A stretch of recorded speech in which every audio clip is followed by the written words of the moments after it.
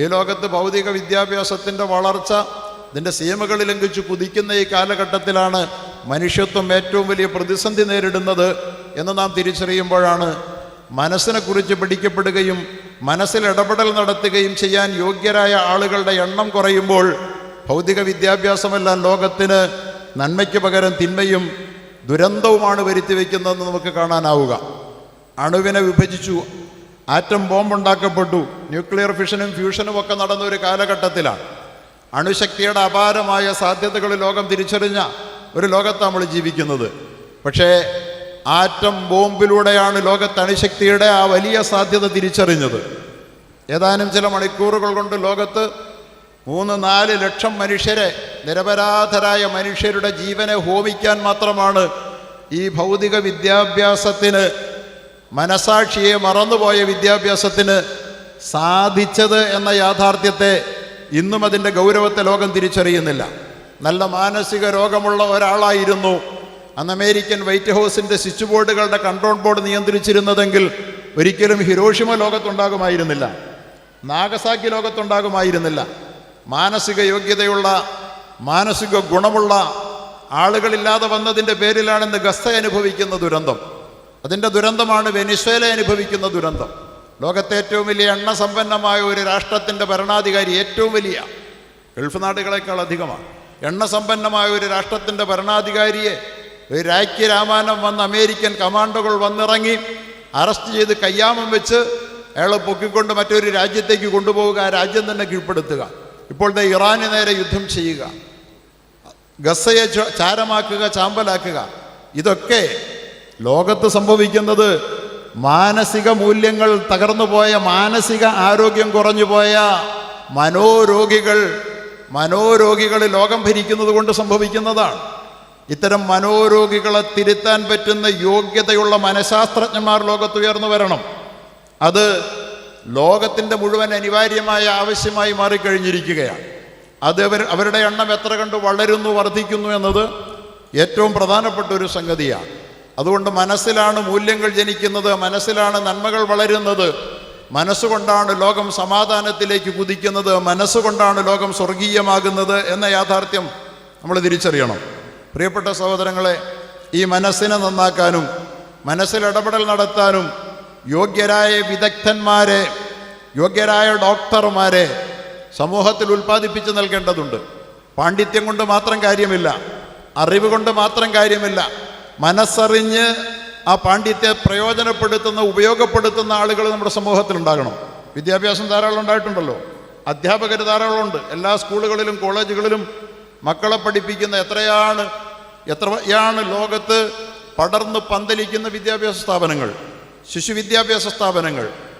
അതുപോലെ തന്നെ നമ്മുടെ ടീനേജ് മക്കൾ പഠിക്കുന്ന, കൗമാരക്കാർ പഠിക്കുന്ന സ്കൂളുകളും കോളേജുകളുമൊക്കെ, അവിടെയൊക്കെ അധ്യാപകരില്ലാത്തത് കൊണ്ടല്ല, വിദഗ്ധരായ അധ്യാപകർ, ഡോക്ടറേറ്റ് ഉള്ളവർ ഒക്കെയായ അധ്യാപകരുടെ കീഴിൽ പഠിക്കുന്ന നമ്മുടെ ടീനേജ് മക്കൾ, നമ്മുടെ കുരുന്നുകൾ ഭൂലോക ക്രിമിനലുകളായി മാറുന്നു എന്നതാണ് യാഥാർത്ഥ്യം, അല്ലേ?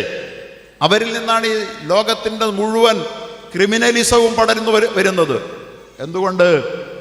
അവരുടെ ക്രിമിനൽ മനസ്സിനെ നേരായ ദിശയിലേക്ക് തിരിച്ചുവിടാൻ ആവശ്യമായ മാനസിക ആരോഗ്യമുള്ള ആളുകൾ, അവരുടെ മനസ്സിനെ സാന്ത്വനപ്പെടുത്താൻ, അവരുടെ മനസ്സിൻ്റെ ഉടവുകളെ പരിഹരിച്ചെടുക്കാൻ, അവരുടെ മനസ്സിനെ സ്നേഹം കൊണ്ട് ചേർത്ത് പിടിക്കാൻ എങ്ങനെയാണ് ഇടപെടൽ നടത്തേണ്ടതെന്ന് അവർക്കറിയില്ല.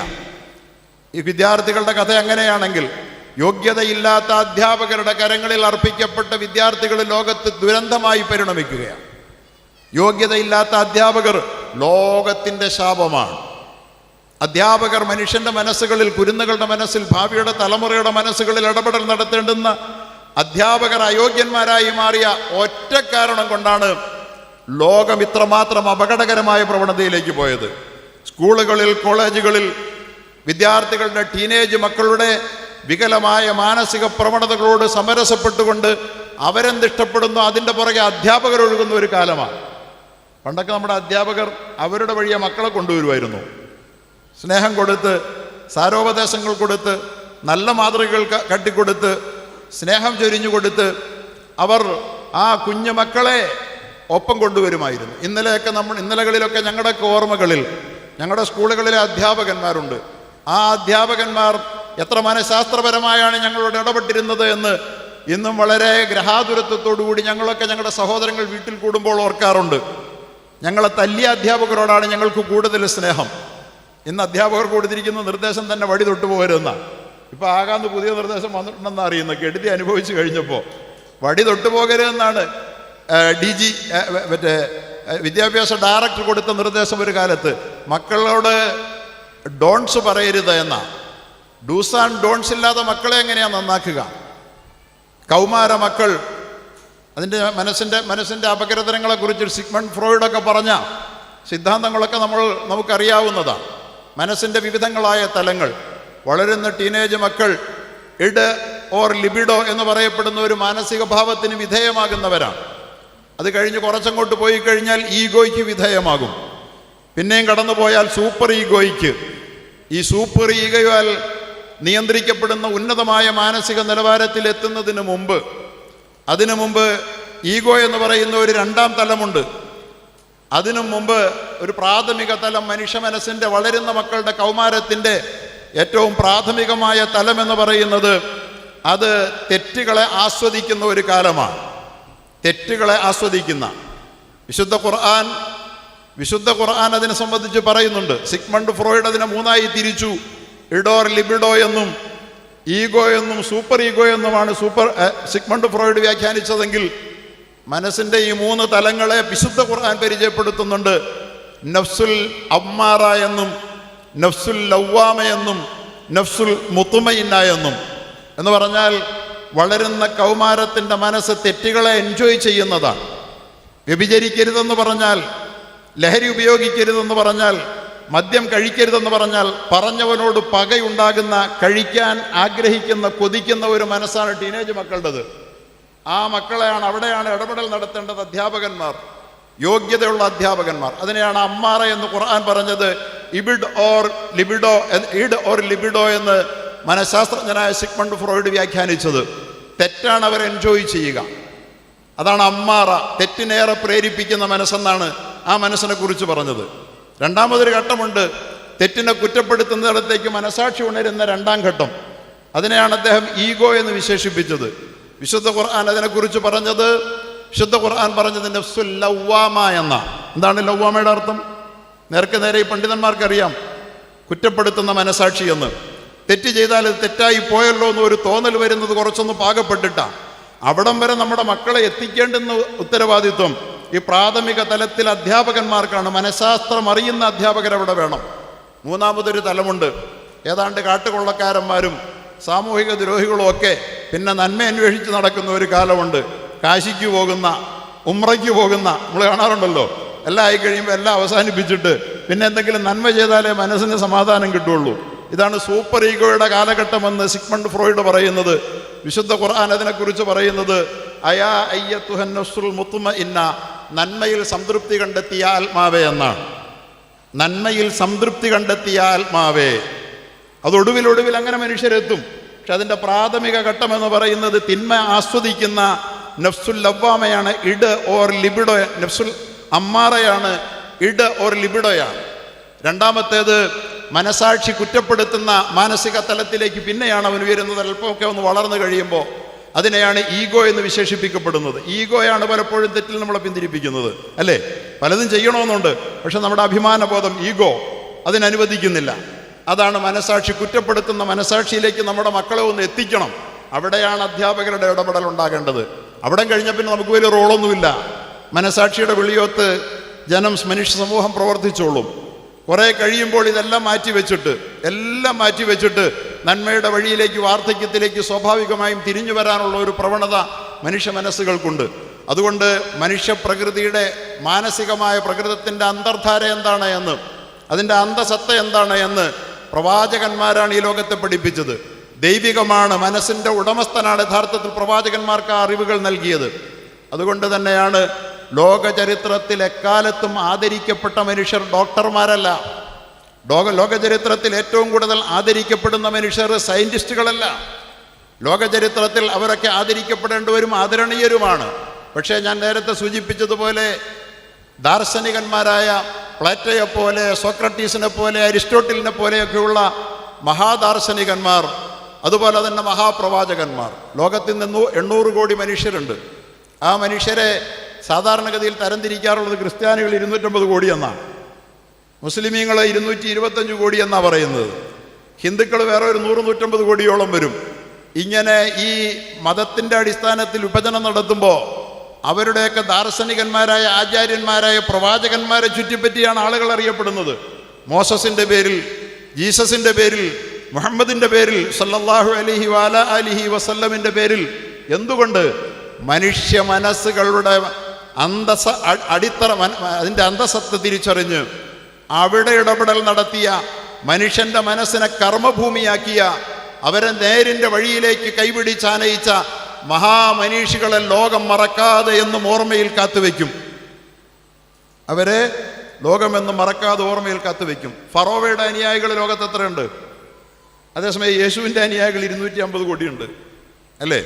മോസസിൻ്റെ അനുയായികൾ, ഫറോവയുടെ ഏറ്റുമുട്ടിയ മോസസിൻ്റെ അനുയായികൾ എത്രയുണ്ട്?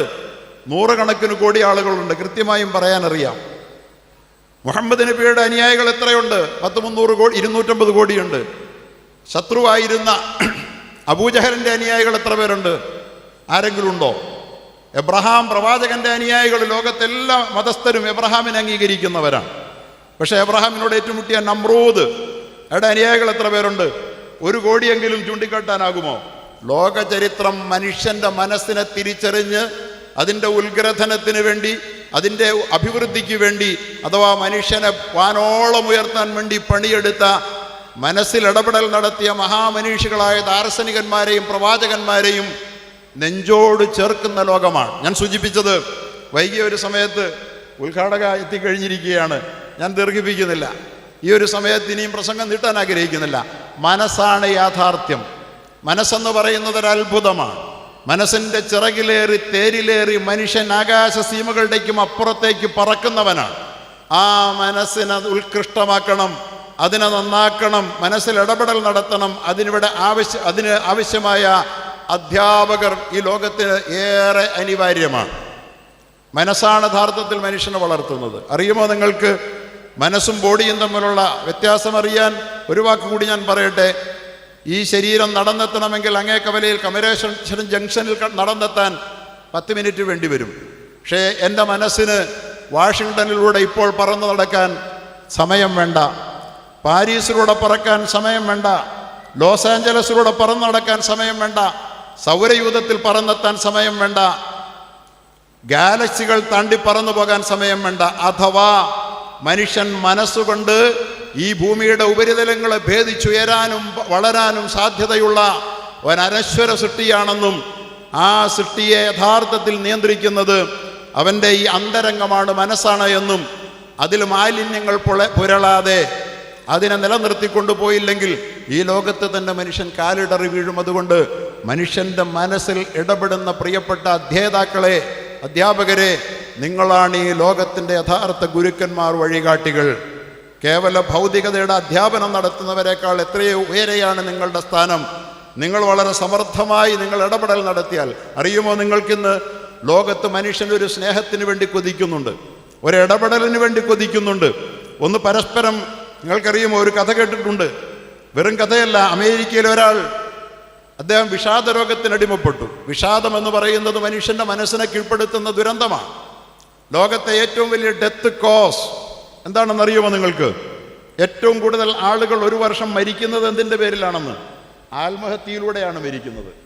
ലോകത്ത് മനുഷ്യന് ഏറ്റവും പ്രിയപ്പെട്ട സംഗതി എന്താ? അവൻ്റെ ജീവനാണ്, അല്ലേ? 10 കോടി സമ്പാദ്യമുള്ള അല്ലെങ്കിൽ 100 കോടി സമ്പാദ്യമുള്ള ഒരു സമ്പന്നൻ തൻ്റെ ആയുസ് 1 വർഷവും കൂടെ നീട്ടിക്കിട്ടുമെന്ന് കണ്ടാൽ 100 കോടിയും മുടക്കി അവൻ എവിടെയും പോയി ചികിത്സിക്കും. അത്രമേൽ താൻ സ്നേഹിക്കുന്ന, മനുഷ്യൻ സ്നേഹിക്കുന്ന ജീവനെ ഈ ലോകത്തൊരു വർഷം 10 ലക്ഷം ആളുകൾ സ്വയം ഹോമിക്കുന്നു എന്ന് വന്നാൽ വിഷാദത്തിൻ്റെ, മാനസിക തകർച്ചയുടെ ദുരന്തത്തെക്കാൾ വലിയൊരു ദുരന്തം ലോകം അനുഭവിക്കുന്നില്ല എന്ന് നമ്മൾ ആരെങ്കിലും തിരിച്ചറിഞ്ഞിട്ടുണ്ടോ? അങ്ങനെയാണ് നമ്മുടെ കൂട്ടത്തിൽ പല ആളുകൾ ആത്മഹത്യ ചെയ്തുകൊണ്ടിരിക്കുന്നു. നമ്മളതിനെ ഒരു ആത്മഹത്യ എന്ന് പറയുന്ന ഒറ്റപ്പെട്ട ഇൻസിഡൻറ്റുകളായി എഴുതി തള്ളുമ്പോൾ ചിലർ ആത്മഹത്യ ചെയ്യുന്നു, ചിലർ ആത്മഹത്യയുടെ വഴിയിലാണ്, വക്കീലാണ്.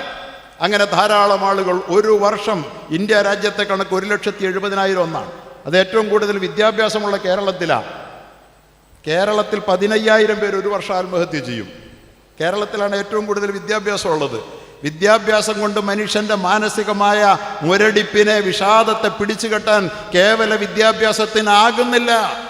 മനസ്സിൻ്റെ ഔന്നത്യത്തിലേക്ക് ചിറകടിച്ച് പറക്കാൻ, അതിന് ദൈവദത്തമായ അതിൻ്റെ വിശാലതകളെ തിരിച്ചറിയാൻ അതിന് കഴിയണം. അയം നിജ പരോവേദി ഗണന ലഘുചേതസ, അയം നിജ പരോവേദി ഗണന ലഘുചേതസ ഉദാരചരിതാനാം തു വസുധൈവ കുടുംബകം എന്നല്ലേ വേദസൂക്തികൾ നമ്മെ പഠിപ്പിക്കുന്നത്. ഞാൻ നീ എന്ന വിധത്തിൽ മനുഷ്യനെ വേർതിരിച്ച് അന്യതാബോധത്തോടുകൂടി സങ്കല്പിക്കുകയും പ്രവർത്തിക്കുകയും ചെയ്യുന്നവൻ ചെറിയ മനസ്സിൻ്റെ ഉടമയാണ്. ആകാശ ചെരിവുകളിലേക്ക് ചിറകടിച്ച് പറക്കുന്ന, ഗാലക്സികൾ താണ്ടിപ്പറക്കുന്ന, വാഷിങ്ടണിലൂടെ സമയത്തിൻ്റെ ആവശ്യമില്ലാതെ പാറിപ്പറക്കുന്ന ആകാശത്തിൻ്റെ അവശിഷ്ടമായ സ്പന്ദമായ ഈ മനസ്സ്, ആ മനസ്സിനെ അന്യതാബോധം കൊണ്ട് മനുഷ്യൻ ചെറുതാക്കുകയാണ്. ഹിന്ദുവെന്ന് ഇപ്പം അങ്ങനെ ഉണ്ടല്ലോ, ഹിന്ദുവെന്ന്, ക്രിസ്ത്യാനിയെന്ന്, മുസ്ലിമെന്ന് വർഗീയമായി വേർതിരിക്കുന്ന, ജാതി കൊണ്ട് വംശീയമായി വേർതിരിക്കുന്ന ഇവനൊക്കെ ചെറിയ മനസ്സിൻ്റെ ഉടമകളാണ്. വലുതായിരിക്കേണ്ട മനസ്സിനെ ചെറുതാക്കുന്നവനാണ് വേദം പഠിപ്പിക്കുന്നത്. ഉദാരചരിതാനാം തു വസുധൈവ കുടുംബകം, ലോകമേ തറവാട്, തനിക്ക് ചെടികളും പുൽകളും പുഴുക്കളും കൂടിത്തൻ കുടുംബക്കാർ, ത്യാഗമെന്നതേ നേട്ടം, താഴ്മതാൻ അഭ്യുന്നതി എന്ന് പഠിപ്പിച്ച ഗാന്ധിജിയുടെ ലോകമേ തറവാട്, ഉദാരചരിതാനാം തു വസുധൈവ കുടുംബകം, അതാണ് മഹാമനീഷികൾ, പ്രവാചകന്മാർ നമ്മെ പഠിപ്പിച്ചത്. ലോകം മുഴുവൻ നമ്മുടെ തറവാടാണെന്ന് സങ്കല്പിക്കുന്ന വിശാലമായ ഒരു മാനസികാവസ്ഥയുടെ കുറവ് കൊണ്ട് അയലത്ത് താമസിക്കുന്നവനെ പോലും തിരിച്ചറിയാതെ. ഞാൻ എറണാകുളത്താണ് സേവനം ചെയ്യുന്നത്. അവിടെ വലിയ ടവറുകളിലാണ് ആളുകൾ താമസിക്കുന്നത്.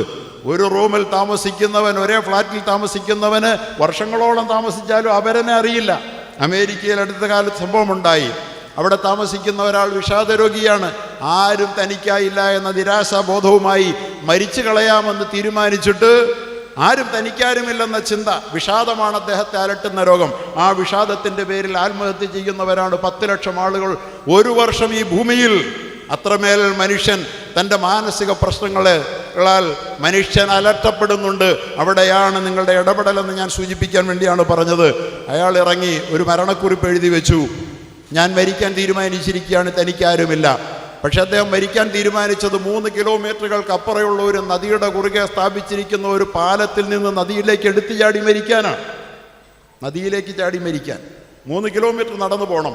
അദ്ദേഹം എഴുതി, ആരുമില്ലാത്ത, എന്തേ എന്നോട് ചോദിക്കാൻ, ഹലോ എന്നോട് പറയാൻ ആരുമില്ലാത്തൊരു ലോകത്താണ്, അമേരിക്കയിലാണ് എൻ്റെ ജീവിതം.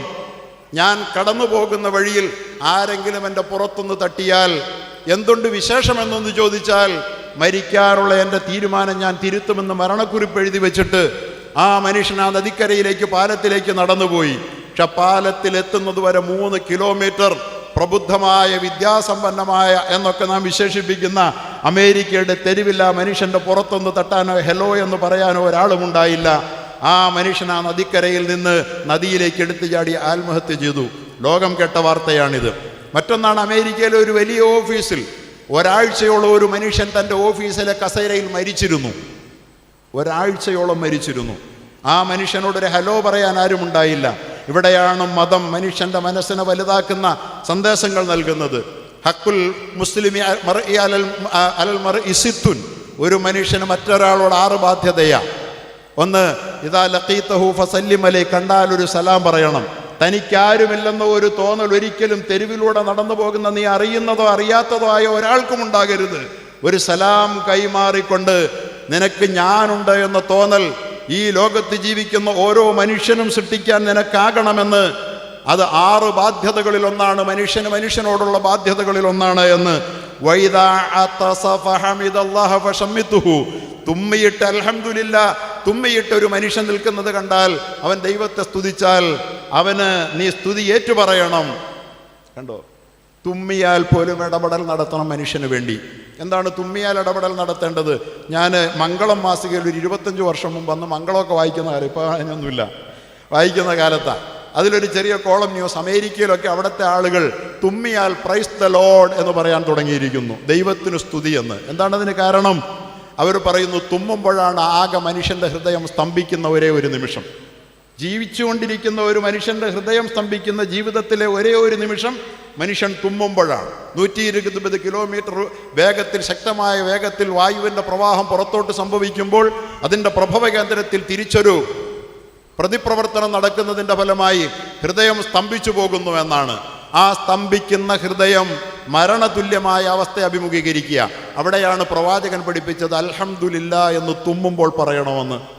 നോക്കണേ, ഇടപെടൽ ഒരു മനുഷ്യജീവിയുടെ, സഹജീവിയുടെ ഒരു പ്രശ്നത്തിൽ അതൊരു തുമ്മൽ ഒരു പ്രശ്നമാണെന്നാണ് പറഞ്ഞത്. പോരാ, കേട്ടവൻ അൽഹംദുലില്ലാ എന്നവൻ പറയണം, അല്ലാഹുവേ ഈ മരണതുല്യമായ സാഹചര്യത്തെ അതിജീവിക്കാൻ ഭാഗ്യം തന്ന നിനക്ക് സ്തുതി എന്ന് പറയണമെന്ന് പ്രവാചകൻ. നമ്മളത് പറയാറില്ലേ? എല്ലാവരും പറയുന്നവരല്ലേ? കേട്ടവൻ പറയണം ഇർഹമുക്കല്ലാ, ദൈവം നിനക്ക് കരുണ ചെയ്യട്ടെ, വളരെ പ്രതിസന്ധിയിലൂടെയാണ് നീ കടന്നുപോയതെന്ന്. മൂന്നാമത് ഈ തുമ്മിയാൾ അപ്പോൾ പറയണമെന്ന് എന്താ പറയണ്ടേ? യഹ്ദീക്കും, എല്ലാവരും പറയുന്നത് കേട്ടോ, യഹ്ദീക്കുമുല്ലാഹു വയുസ്ലിഹു ബാലക്കും. തുമ്മിയവൻ്റെ ഹൃദയം സ്തംഭിച്ചിട്ടില്ല, ചലിക്കുന്നുണ്ട് എന്ന് അവനെ കൊണ്ട് പറയിച്ചിട്ടേ നീ അവിടെ നിന്ന് കടന്നു പോകാവൂ എന്ന് ഇസ്ലാമിൻ്റെ ഒരു സന്ദേശമാണ്. കണ്ടാൽ സലാം പറഞ്ഞുകൊണ്ട് തനിക്കാരുമില്ലെന്നുള്ള തോന്നലിൽ നിന്ന് സമൂഹത്തെ മോചിപ്പിക്കണമെന്ന്. എല്ലാ മതങ്ങളും ഇതൊക്കെ തന്നെയാണ് പഠിപ്പിക്കുന്നത്. ഞാനൊരു മതത്തിൻ്റെ സോഴ്സിൽ നിന്ന് നിങ്ങളെ ഉദ്ധരിക്കുന്നു എന്ന് മാത്രമേ ഉള്ളൂ. ഈ ഇടപെടലുകൾ വേണ്ടേ നമുക്ക്? അന്യവൽക്കരണമാണോ വേണ്ടത്? ചേർത്ത് പിടിക്കലല്ലേ വേണ്ടത്? അങ്ങനെ സംഭവിച്ചാൽ ആ അമേരിക്കയിലെ ചെറുപ്പക്കാരൻ മരിക്കുമായിരുന്നില്ല. അങ്ങനെ ഇടപെടൽ, തുമ്മിയാൽ, ഞാൻ ഓർക്കാറുണ്ടായിരുന്നു, സലാം പറയുമ്പോൾ അസ്സലാമു അലൈക്കും പറഞ്ഞാൽ വലൈക്കും അസ്സലാം ഒക്കെ കടന്നു പോകാം. പക്ഷെ തുമ്മിയവൻ അൽഹംദുലില്ലാ പറഞ്ഞാൽ ഇർഹമുക്കല്ലാ ഇവൻ പറയണം. പിന്നെ തുമ്മിയവൻ നിന്നിട്ട് യഹ്ദീക്കുമുല്ലാ എന്നുകൂടി പറഞ്ഞിട്ട് പോകണമെന്ന് പറഞ്ഞത് എന്തിനാന്ന് ഞാൻ ഈ മംഗളം വായിച്ചപ്പോഴാണ് അതിൻ്റെ ഉത്തരം കിട്ടിയത്. അവൻ്റെ ഹൃദയം സ്തംഭിച്ചിട്ടുണ്ട്, അവൻ സംസാരം ആരംഭിച്ചിട്ടുണ്ടെന്ന് ഉറപ്പുവരുത്തിയിട്ടേ കടന്നു പോകാവൂ എന്ന്. ലോകത്തുള്ള 250 കോടി മുസ്ലിമും മതബോധമുള്ളവരും അത് ചെയ്യുന്നു. ഈ സദസ്സിനോട് എന്ത് പ്രാർത്ഥനയാണ് ചെയ്യേണ്ടതെന്ന് ചോദിച്ചപ്പോൾ നിങ്ങളെല്ലാവരും ഒരുപോലെ പറഞ്ഞു യഹ്ദീക്കുമുല്ലാഹ് വയുസ്ലിഹു ബാലക്കും, അള്ളാഹു നിന്നെ നേർവഴിയിൽ നടത്തട്ടെ, വയുസ്ലിഹു ബാലക്കും, നിൻ്റെ ഹൃദയത്തെ ആരോഗ്യമുള്ളതാക്കട്ടെ. എൻ്റെ അർത്ഥം എന്താ? ബാൽ, ഹൃദയം, നിൻ്റെ ഹൃദയത്തിന് ആരോഗ്യം തരട്ടെ. ഹൃദയത്തിലാണ് പ്രശ്നം. അത്രയും മനുഷ്യൻ്റെ പ്രശ്നങ്ങൾ. ഒരു ഉപദേശം ചോദിച്ചാൽ, കൗൺസിലിംഗ് ചോദിച്ചാൽ കൊടുക്കണം, കാശ് കിട്ടാതെയും കൊടുക്കണം. കാശിന് വേണ്ടിയുള്ള കൗൺസിലിംഗ് ആകരുത്. ആത്മാർത്ഥതയോടുകൂടി മനുഷ്യൻ്റെ പ്രശ്നത്തിൽ കൗൺസിലിംഗ് കൊടുക്കണം. വൈദാ മരിള ഫൗദുഹു, രോഗിയായാൽ പോയി കാണണം. 6 ഉത്തരവാദിത്വങ്ങളാണ്. അതുപോലെ വൈദാ മാത്ത, അവൻ മരിച്ചാൽ അവൻ്റെ സംസ്കരണത്തിൽ പങ്കുചേരണം. ഇങ്ങനെ മനുഷ്യനിൽ ഇടപെടൽ നടത്തിക്കൊണ്ട്, അവിടെ ജാതിയില്ല, മതമേതുമില്ല, മനുഷ്യൻ്റെ മനസ്സിനെ സാന്ത്വനിപ്പിക്കാൻ പഠിപ്പിക്കുന്ന ഇത്തരം പ്രത്യയ ശാസ്ത്രങ്ങളുടെ പ്രചോദനങ്ങൾ നമ്മെ നയിക്കുമെങ്കിൽ, മതമാണെന്ന് പറഞ്ഞിട്ട് ഭിന്നിപ്പിക്കാൻ എന്ത് വഴിയുണ്ടെന്നാലോചിക്കുന്നതിനപ്പുറത്ത്, മതമാണെങ്കിൽ മനുഷ്യനെ ജാതിക്കും മതത്തിനും അതീതമായി ചേർത്ത് പിടിക്കാൻ എന്താണ് കഴിയുക എന്നാലോചിക്കുന്നിടത്തേക്ക് നാം ഉയരുമെങ്കിൽ, ഈ ഇരിക്കുന്ന നാം എന്ന് മാത്രമല്ല, ലോകത്ത് ഈ ജീവിക്കുന്ന കേരളീയ സമൂഹം മുഴുവൻ, ലോകം മുഴുവൻ മാറുമെങ്കിൽ ലോകം സ്വർഗീയമാകും. അതിലേക്കുള്ള ഒരു വരവാണ്, അതിനുവേണ്ടിയിട്ടുള്ള ശക്തമായ ഒരു ഇടപെടലാണ് ഈ കൗൺസിലിംഗ് സംവിധാനം. അത് ആവേശത്തോടു കൂടി അതിനെ പ്രയോജനപ്പെടുത്താൻ സന്നദ്ധരായി സമയം മാറ്റിവെച്ച് സ്വയം മറ്റുള്ളവർക്ക് മാനസിക ആരോഗ്യം പകർന്നു കൊടുക്കാൻ ശ്രമിക്കണമെങ്കിൽ തനിക്ക് ആദ്യം മാനസിക ആരോഗ്യം ഉണ്ടാകണ്ടേ? അതാണ് യഥാർത്ഥത്തിൽ പ്രധാനമായത്. അതുകൊണ്ടൊരു പോസിറ്റീവ് വൈബായി നമുക്ക് കടന്നു പോകുന്ന മുഴുവൻ മേഖലകളിലൂടെയും കടന്നു പോകാൻ. ഈ സദസ്സിൽ ഒരാൾ നന്നായി ചിരിച്ചാൽ നമ്മളൊക്കെ ചിരിച്ചു പോകും, കാരണം അറിയാതെ ചിരിക്കും, അല്ലേ? അതുപോലെ തന്നെ ഒന്ന് ചുമച്ചാൽ നമ്മളൊക്കെ താനെ ചുമച്ചു പോകും. ഈ വൈബ് സൃഷ്ടിക്കാൻ, ഒരു പോസിറ്റീവ് വൈബായി നമുക്ക് രൂപാന്തരപ്പെടാൻ കഴിയുന്ന വിധത്തിലുള്ള അറിവുകളോ പ്രാക്ടിക്കലായ അറിവുകളും നേടി സമൂഹത്തിൻ്റെ സേവനപാതയിലേക്ക് ഇറങ്ങിത്തിരിക്കുന്ന ഇവിടുത്തെ പ്രിയപ്പെട്ട ബിരുദധാരികളായ സഹോദരി സഹോദരന്മാരെ അനുമോദിക്കുകയും, നിങ്ങളുടെ ജീവിത വഴികളിൽ മനുഷ്യരെ മാനുഷികമായി ഉയർത്തുകയും കൈപിടിച്ചുയർത്തുകയും, ജീവാപായത്തിൽ നിന്നും ആത്മഹത്യ പോലുള്ള മഹാദുരന്തങ്ങളിൽ നിന്നും വിഷാദങ്ങളിൽ നിന്നും അവർക്ക് മുക്തി നൽകി സമാധാനപൂർണമായ ജീവിതം അവർക്ക് സമ്മാനിക്കുകയും ചെയ്യുന്ന മഹത്തായ പ്രക്രിയയിൽ ഏറെ ബഹുദൂരം മുന്നോട്ട് പോകാൻ അത് ജീവിതത്തിൽ തനിക്ക് ലഭിച്ച ഏറ്റവും മഹത്തരമായ ഒരു ദൗത്യമാണെന്ന തിരിച്ചറിവോടുകൂടി ആവേശത്തോടുകൂടി മുന്നേറാൻ സർവശക്തനായ തമ്പുരാൻ അനുഗ്രഹിക്കുമാറാകട്ടെ എന്ന പ്രാർത്ഥനയോടെ ഞാൻ എൻ്റെ വാക്കുകൾ ഉപസംഹരിക്കുന്നു. അസ്സലാമു അലൈക്കും വറഹ്മത്തുള്ളാഹി. അഭിവാദനങ്ങൾ.